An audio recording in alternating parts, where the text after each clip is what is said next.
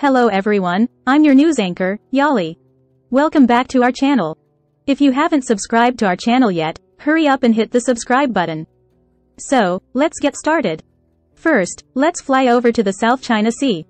Vietnam seems to have gained some courage, criticizing China and the Philippines' behavior.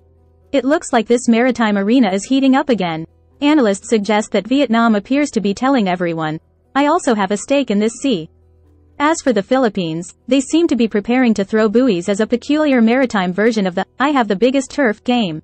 However, constant disputes may give Beijing an opportunity to stir things up in the South China Sea, making the plot increasingly tense. Then, let's take the express train to China. China's train driver, Xi Jinping, is calling out at the Eurasian Economic Union conference, wishing to build the Belt and Road Initiative together with everyone, advancing hand in hand.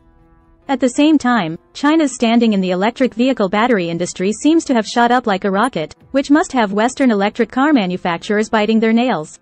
However, China's battery industry, like being fed a growth stimulant, is developing rapidly, as if it is ready to race to the finish line. Let's take a look at the world of the internet. Microsoft has found a group of hackers in China seemingly looking for a new playground, testing their abilities on the infrastructure of the US Guam and the Kenyan government websites. These mysterious cyber wizards are casting their magic, or what they call techniques. Here, I remind everyone, remember to lock your cyber doors. Political dramas continue. China's new ambassador to the United States, Xie Feng, arrived in the United States with a peace dove, stating that he is here to defend China's interests and promote Sino-US exchanges. It sounds a bit like the protagonist of a Hollywood blockbuster, but he also admitted that Sino-US relations are facing serious challenges, making the drama seems to be speeding up.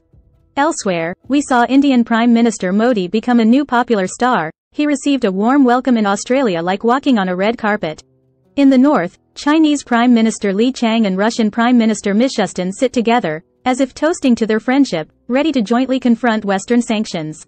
However, while Xi Jinping promises firm support, Putin is suspecting that the hypersonic missile expert is a Chinese spy. Well, the definition of friendship seems a bit complicated, don't you think? Now let's take a look at Japan. They seem to be putting band-aids on their hearts because their defense white paper lists China as the biggest strategic challenge. According to predictions, China might have 1,500 nuclear warheads by 2035 and plan to establish a world-class military before 2035. It sounds like Japan might be having nervous dreams, imagining the big brother across the sea practicing swinging a big stick. But Japan said it would not join NATO, and China did not welcome them to set up an Asia-Pacific office. Wow, this really is a drama that neither party wants to perform. By the way, the South Korean foreign minister plans to promote a meeting with the Chinese foreign minister as soon as possible. We hope their meeting is more exciting than this drama. Canadian media recently pointed out that the Chinese government has repeatedly interfered in their elections. Here, we would like to say, please keep a distance, our ballot boxes are chaotic enough as it is. Yesterday was a day of prayer for China in the Catholic Church. Catholic believers around the world prayed for China, which could possibly be the greatest gift from Pope Francis, hoping that Catholics in China would be free to practice their faith. Let us also pray and make a wish to the sky. Let's talk about Taiwan, the little island that is unlikely to be invited to WHO. Some policy recommendations from the United States have attracted people's attention, including military support for Taiwan.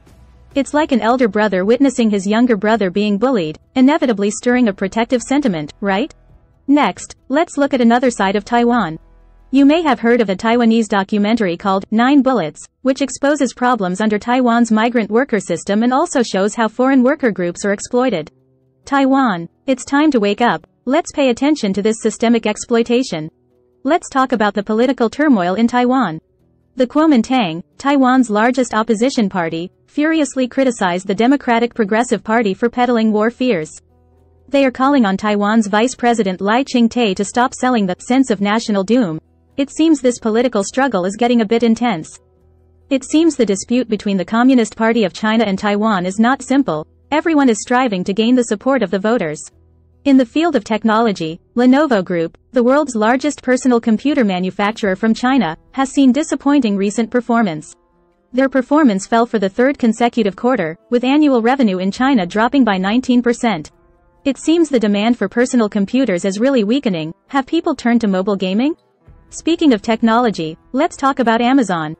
Their business in China is gradually shrinking, and the App Store is expected to exit the Chinese market. It feels like they might completely exit the Chinese market. I think China's Tmall and JD.com must be saying in their hearts, "Thank you, Jeff Bezos, we can handle it ourselves." The Sri Lankan Navy announced on Wednesday, May 24, that 14 bodies were found in the Chinese fishing vessel, Lupang U-028, that capsized in the Indian Ocean last week, and the information has been handed over to the Chinese authorities. China announced the preliminary investigation results the day before, suggesting that all 39 crew members on board had been killed. This is a sad story, and we hope that those who have passed away can rest in peace. Let's look at something that caused a sensation in Germany. Hong Kong's Pillar of National Mourning is being exhibited in Germany. The replica was unveiled in Berlin and will be exhibited for a month. The creator of the sculpture personally painted it in red, stating that the Pillar of National Mourning not only symbolizes the CCP's crackdown on the June 4th incident, but also sadly reveals the current situation in Hong Kong. Next, let's turn to Hong Kong. A mainland netizen exposed an incident on social media where Cathay Pacific cabin crew allegedly discriminated against non-English speaking passengers, which sparked widespread criticism from mainland netizens. Even the mainland official media has spoken out, criticizing Cathay Pacific for its old problems never changing. Cathay Pacific, are you practicing discrimination skills? By the way, speaking of Hong Kong, the SAR government is working hard to solve the problem of labor shortage, planning to introduce 12,000 foreign workers through a special plan, including minibus drivers, construction workers, airport workers, and caregivers. This is to solve the labor shortage in Hong Kong. But one might ask, why is there a shortage of talent? Where did the previous people go? Now let's go back to the mainland. China has recently started paying attention to tech ethics. It seems they have also realized that high tech may bring some risks, so they have started to work on the governance of tech ethics. Is China going to become the good girl of the tech world? Good luck to you. Ruan Xiaohuan, you might not be familiar with this name.